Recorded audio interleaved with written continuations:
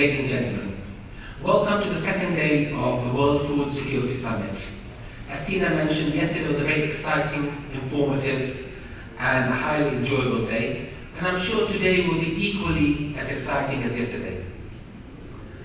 The world population has already doubled since 1960 and continues to grow by extra 220,000 new people each day. That is almost 18 million people a year, which is equivalent to the population of Germany, year after year after year after year. By today's estimates, world population will grow to by 2050 to more than 9.3 billion people. About 98% of this growth will occur in the poorest regions of the world, in Africa, in Asia. Thus, we can expect the population of Africa to grow more than twofold, from its present 820 million to more than 1.8 billion. The developing countries will also see a sharp increase in their urban populations. It's natural to assume that as we have more urbanization, as populations move from rural areas to towns, they will become more and more dependent on supply of externally produced food.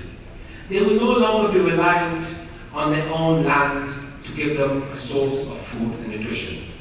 They will need external assistance, external supply to ensure that they can feed themselves, as they will no longer have their own fields. Despite all the progress that has been made, the world food situation is still marked by mass hunger. According to the Food and Agriculture Organization of the UN, around 840 million people in developing countries suffer from hunger and chronic undernutrition, especially in sub-Saharan Africa and South Asia. And the deficits are so dramatic that even a small, slight shortfall can have catastrophic consequences. Every day, about 20,000 hectares of arable land are lost through wind, water erosion, land development, and over-farming. The fertileness of the soil in developing countries is gradually declining to a point where substantial harvests are being lost each year. Water, too, the source of all life, is becoming increasingly scarce. More than a quarter of the world's population and a third of people in developing countries live in regions under threat of severe water shortages. The effects of climate change that today are considered likely but difficult to predict. However, small increase in surface temperature on a scale that is considered to be possible could bring considerable problems to the agricultural sector, especially in developing countries, with dramatic consequences for food security that affects the global supply chain. The Food and Agricultural Organization of the UN estimates that to secure food for the world population, global food production will have to double over the next 20 years.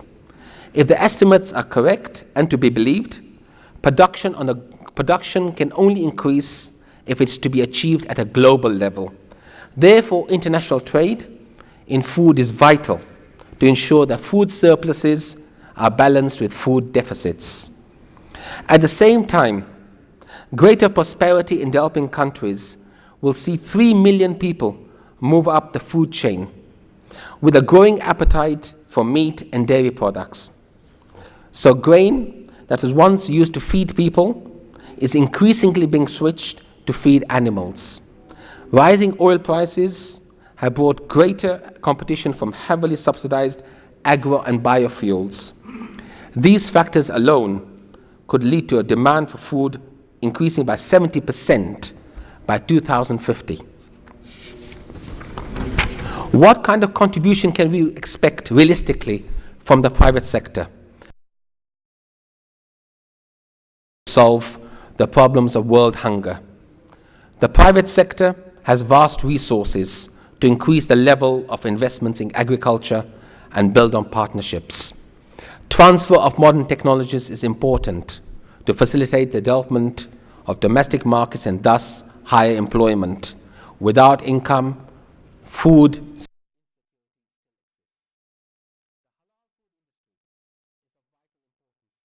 especially to us in this part of the world, as it gives the Muslim population a sense of security of whatever they consume and purchase is Sharia compliant. Simultaneously, the halal industry contributes to societal development and national economic growth. Then there's the issue of halal food supply, with its multiplicity of certifications and absence of a single global standard.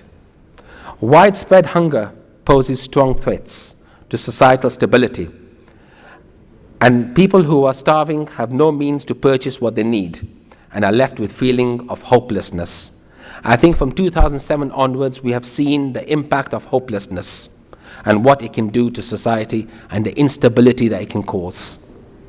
Food security is not only about getting food to people, but also a moral imperative.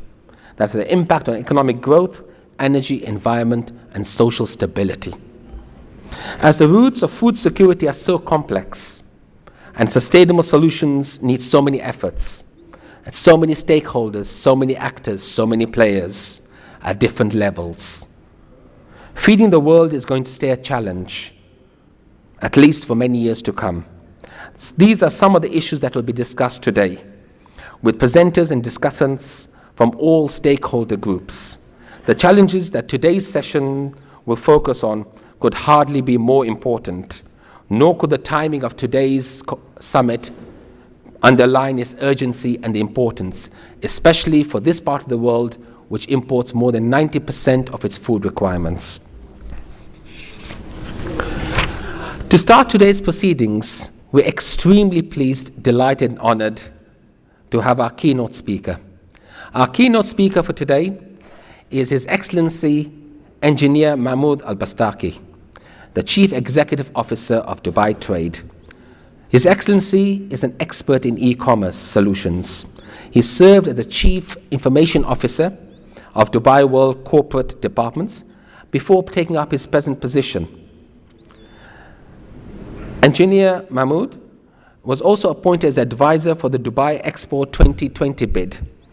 He's a member of the UAE National Committee of World Trade Organization, a president of the Chartered Institute of Logistics and Transport, UAE Board of Trustees, and advisory board member in the National Association of Freight and Logistics. He is also a former acting director of e-services at Dubai e-Government. We're extremely pleased and honored to have His Excellency Engineer Mahmoud Al-Bastaki. Engineer.